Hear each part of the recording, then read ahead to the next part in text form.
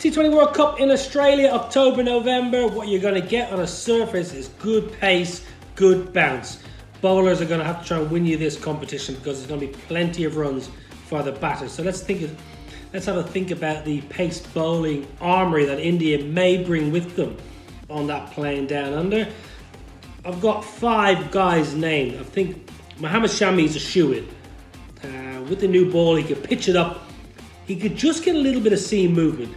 And he could bowl probably 3 overs in a power play on his day, not necessarily needed to come back for the overs at the back end. So I've got Mohammad Shami, who can just kind of stand that seam up, a little bit of nibble either way. If there's anything in the surface, Mohammad Shami will find it. Jasprit Bumrah, I know he's in a quiet tournament of late, but I've got to have him in my 11 and definitely in my squad of 15. On his day with a new ball, he could be devastating. He could take 2 or 3 with the new ball. You get wickets up front with the new ball in T20 cricket. It has a massive effect on the outcome of the game. And at the back end, he's got his Yorkers. So Jasprit Bumrah for me is definitely on that plane. I've got Umesh Yadav, who's had a good tournament so far. He's bowling well, he's bowling good pace. Again, with the new ball, not necessarily at the back end, but Umesh Yadav, I think, can force his way into that squad and maybe into the final 11. Bhuvaneshwar Kumar, he hasn't got the pace, but he's got skill. He's got a lot of guile, and I know the captain likes him. So I've got Bhuvi in there in the squad. I don't think Bhuvi will be definitely a starter, but I've got him in there. And I have to have Umran Malik. Pace, pace, pace. That's what every captain wants. New ball pace, bang it in maybe in the middle overs, and at the back end with a bit of pace, Umran Malik, who's been a find over the last 4 or 5 weeks in this marvellous tournament. So I've got Mohammad Shami, I've got Bumrah, I've got Umesh Yadav, I've got Bhuvaneshwar Kumar, and I've got Umran Malik.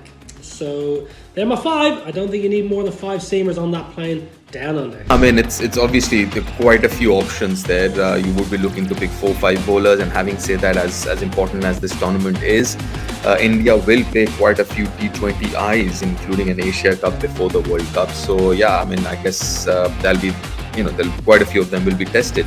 But how I look at pacers is as people who are predominantly new ball bowlers, or they're death over specialists, or they are your bowling all-rounders, like people who can bat at number 8.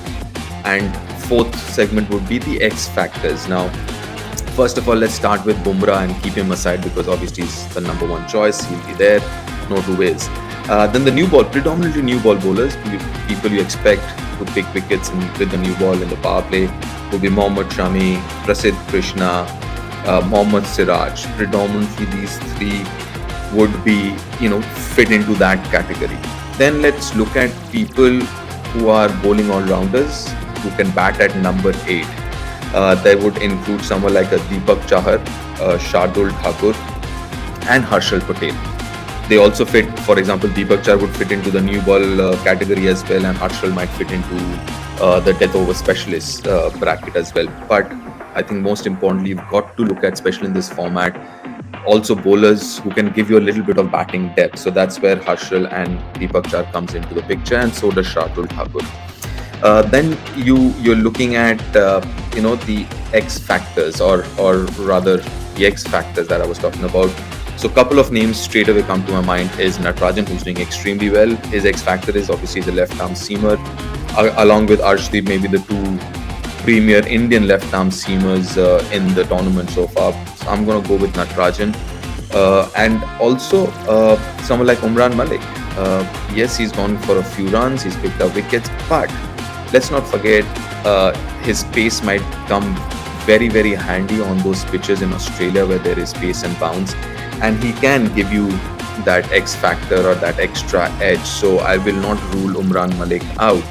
So yeah, so predominantly that. Then you obviously have Bhuvaneshwar Kumar and and Mohammad Siraj and all these guys. So all in all, I've got a list of 1, 2, 3, 4, 5, 6, 7, 8, around 10 bowlers. You can easily be in the reckoning. And end of the day, yeah, I mean, selectors got a tough job to do, picking up maybe 5 of them out of that. Talking about the fast bowlers, I feel Jasprit Bumrah और हर्षल पटेल तो without a doubt मुझे लगता है होने ही चाहिए. उसके बाद Deepak Chahar, depend करता है उनकी फॉर्म और फिटनेस के ऊपर, बट अगर वो फिट हैं और उस तरह से बॉल डाल रहे हैं तो he has to be a definite also, क्योंकि आपको नए बॉल में विकेट निकालने वाला बॉलर चाहिए होगा। उसके बाद I go with Mohammed Shami, क्योंकि वो दीपक चाहर का maybe as a backup हो सकते हैं, क्योंकि वो भी नए बॉल से आपको विकेट निकाल के देते हैं। तो I would have Mohammed Shami in the squad also.